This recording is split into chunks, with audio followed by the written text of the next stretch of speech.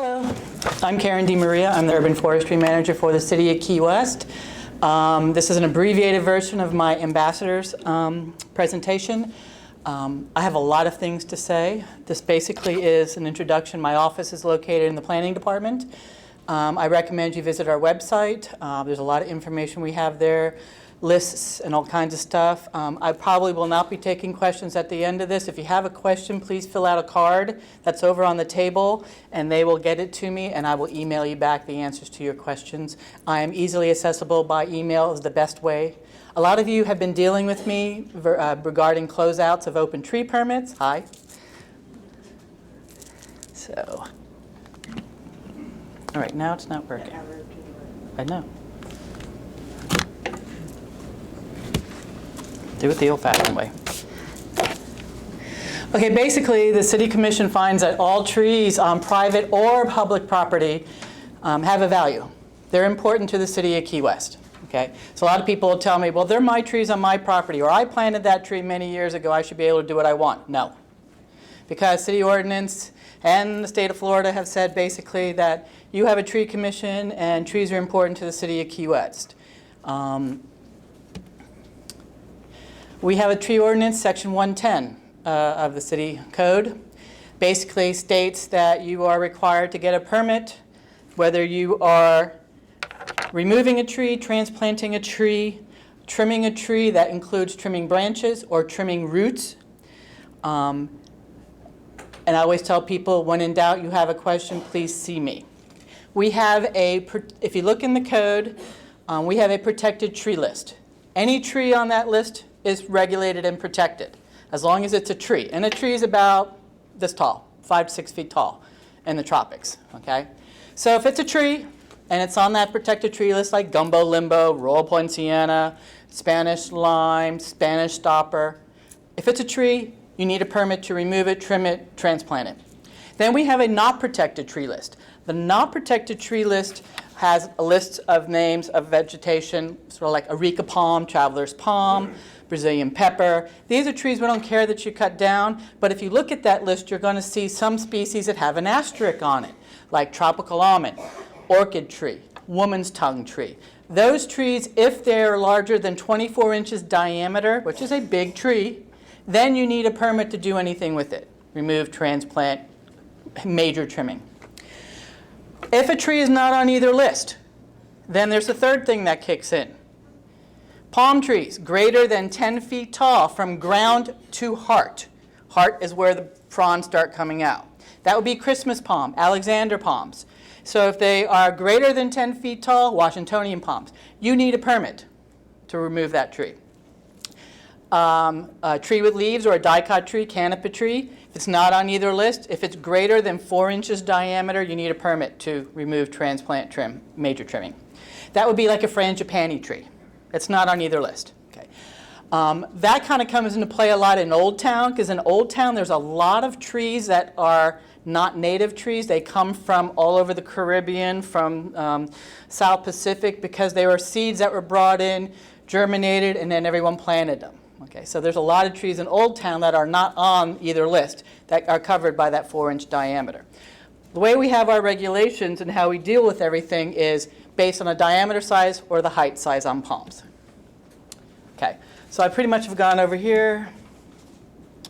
All right, besides just dealing with whether you want to remove a tree or transplant a tree or major trim a tree, major trimming is if you are cutting a branch and that branch ends with a cut that's 6 inches diameter, you need a permit.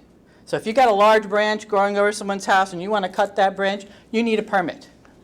Or if you are removing more than 30% of the canopy of the tree in 1 calendar year, then you need a permit. That's considered major trimming, because if you remove more than that, there's a potential for that tree to go into a shock unless it's done properly.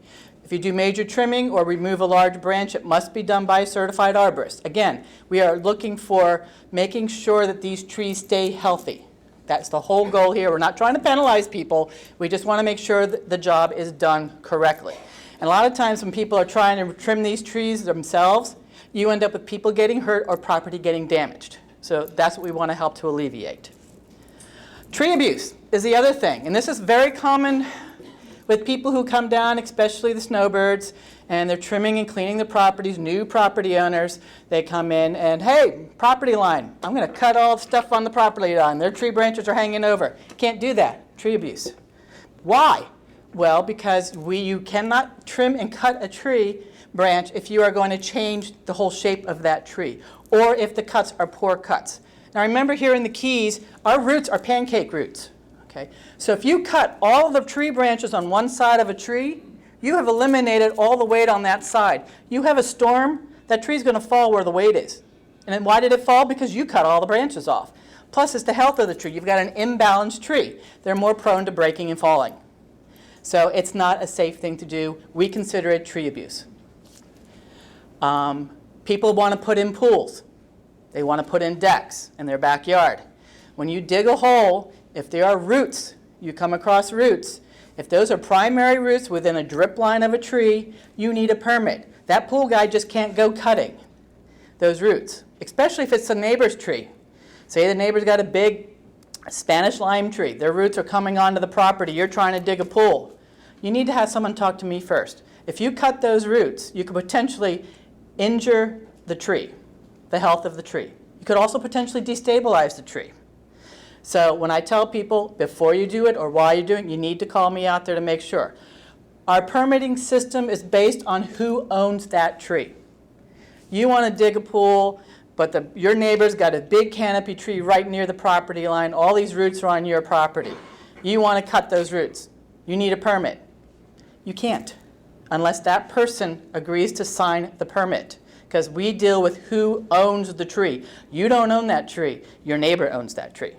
If that tree is on the property line, you both have to sign it, because you both own that tree equally. We get that a lot with the city right-of-way stuff too. We have equal ownership. Okay? So that's something also to remember.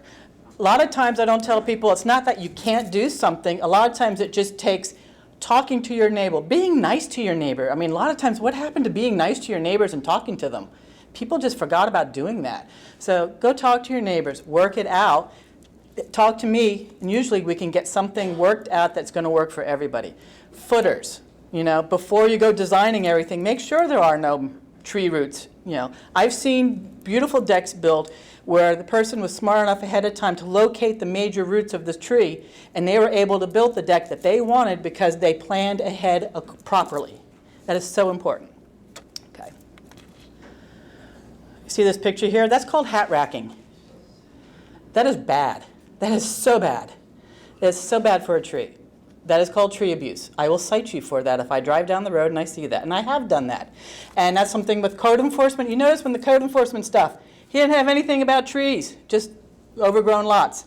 I do all of the enforcement procedures and process the permit and educate and everything else. Palm fronds or palm trees. The new code, that was about a year and a half ago, you cannot do hurricane cuts. Hurricane cuts, horrible. That's where you cut the tree, all the fronds. Well, I just want to trim the tree once a year. I don't want to deal with it. Oh, please. Palm trees get their energy from the fronds, the green fronds. So when you cut it up like this, you're starving that tree. It's not good for the health of the palm tree. Our ordinance says 9 to 3. Any green fronds above the 9 to 3 plane, the horizontal plane, you cannot cut. Anything lower than that, you may.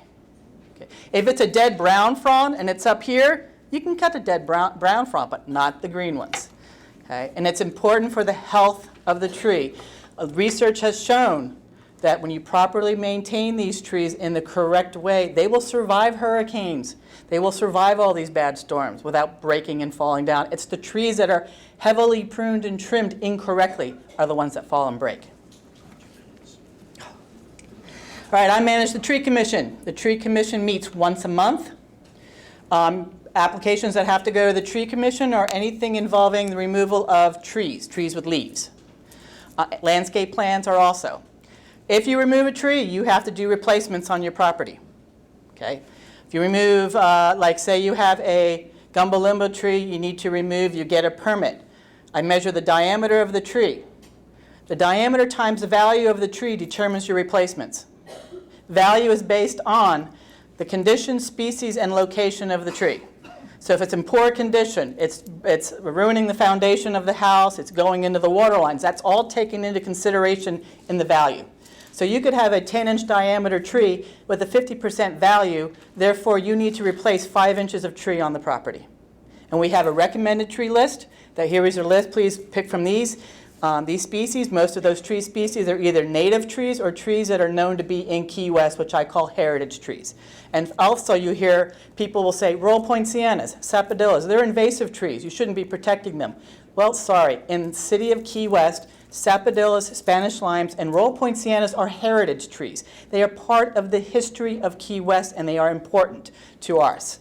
So that's why I always tell them, I said, I don't care what goes on in Monroe County. Yeah. This is the city of Key West. This is how we do it. Permitting procedures, again, I've explained most of this. Staff approval permits are basically permits for removal of palm trees, for transplanting, for root pruning, and trimming, heavy maintenance trimming. All those permits are handled by me in the office. I can usually turn them around in a couple of days. So that helps you. If for some reason you cannot plant trees on your property, we always try to get you to do something first, because the whole goal is to always make sure we are maintaining and replacing the canopy. That's the whole goal.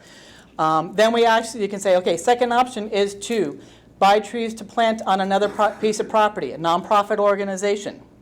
Third option is you can pay money into a tree fund. It's an option we don't prefer, but we do allow that.